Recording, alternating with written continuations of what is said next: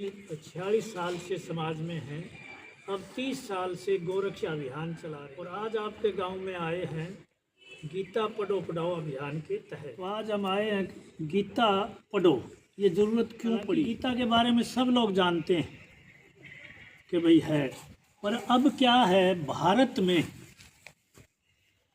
जिस दिन से ये फ़ोन आया लोगों ने पुस्तकें ग्रंथ पढ़ने बंद कर, मंदिरों में डेरों में ये माइक लग गए, उनमें गीत चल गए और हमने ग्रंथों का एक तरह से भुला दिया।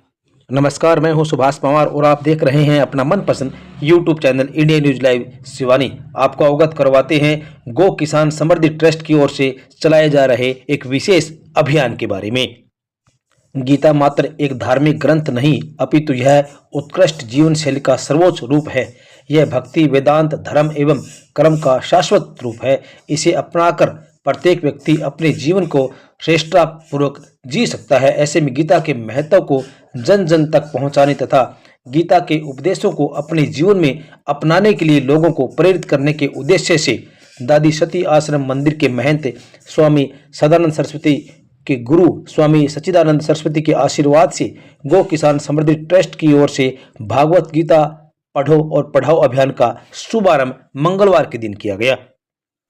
इस अभियान के तहत इस्कॉन के सन्यासी सुमित्रा चौधरी व किसान समृद्धि ट्रस्ट के संचालक महेंद्र सिंह गोदारा प्रदेश भर के शहर शहर गांव-गांव घूमकर विभिन्न शिक्षण संस्थानों, मंदिरों सहित विभिन्न सार्वजनिक स्थानों पर जाकर लोगों को गीता को जीवन में अपनाने के लिए प्रेरित किया जाएगा।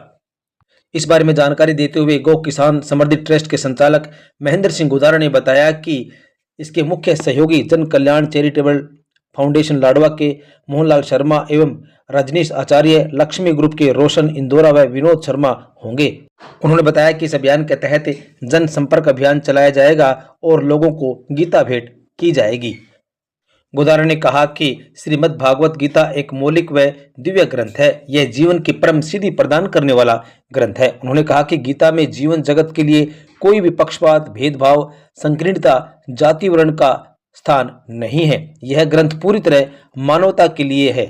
भगवत गीता जीवन में सही राह दिखाती है। ऐसे में हमें भागवत गीता पाठ कर उसके उपदेश को जीवन में उतारना चाहिए। ग्रामीणों से बात करते हुए महेंद्र सिंह गोदारा ने क्या बताया, आइए आपको सुनाते हैं। गीता पढ़ो, ये ज़रूरत क्यों पड़ी। हालांकि गीता के बारे में सब लोग जानते हैं कि भाई है, पर अब क्या है भारत में, जिस दिन से ये फ़ोन आया लोगों ने पुस्तकें ग्रंथ पढ़ने बंद कर दिए, मंदिरों में डेरों में ये माइक लग गए, उनमें गीत चल गए और हमने ग्रंथों का एक तरह से भुला दिया। अब जो समाज में समस्याएं हैं, पता आपने, भारी तनाव है, बहुत ज़्यादा टेंशन है और आपस में भाईचारा भी ख़त्म हो गया, बढ़िया रहा नहीं और नैतिकता और धर्म नहीं रहा। एक ही बात का बोलबाला हो गया, अधिकार।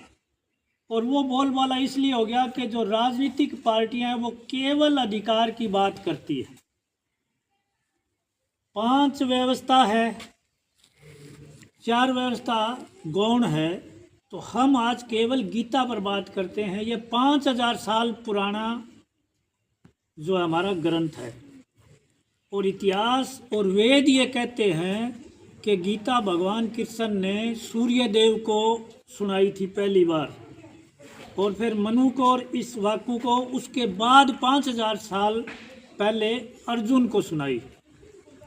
तो इसमें जो ये गीता है हमारे पास, हम ये गीता पढ़ने के लिए कहते हैं घरों में रखो। ये जो भगवान कृष्ण ने अर्जुन को सुनाई थी संस्कृत में, वो गीता है ये। इसको श्री प्रभुपाद संत हुए, उन्होंने संस्कृत से अपनी आसान भाषा में ये अनुवाद कर दिया। तो इसमें गीता से ही हमें, ये जीवंत ग्रंथ है और गीता जिस घर में पढ़ी जाएगी, ये यथारूप गीता, उस घर में वातावरण जो है कृष्णमय हो जाएगा और मन की चंचलता कम हो जाएगी।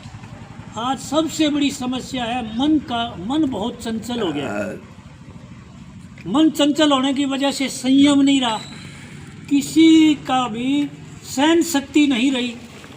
सहन शक्ति नहीं रही तो उसकी वजह से सासू बहू के झगड़े हैं, बेटा बाप की नहीं मान रहा।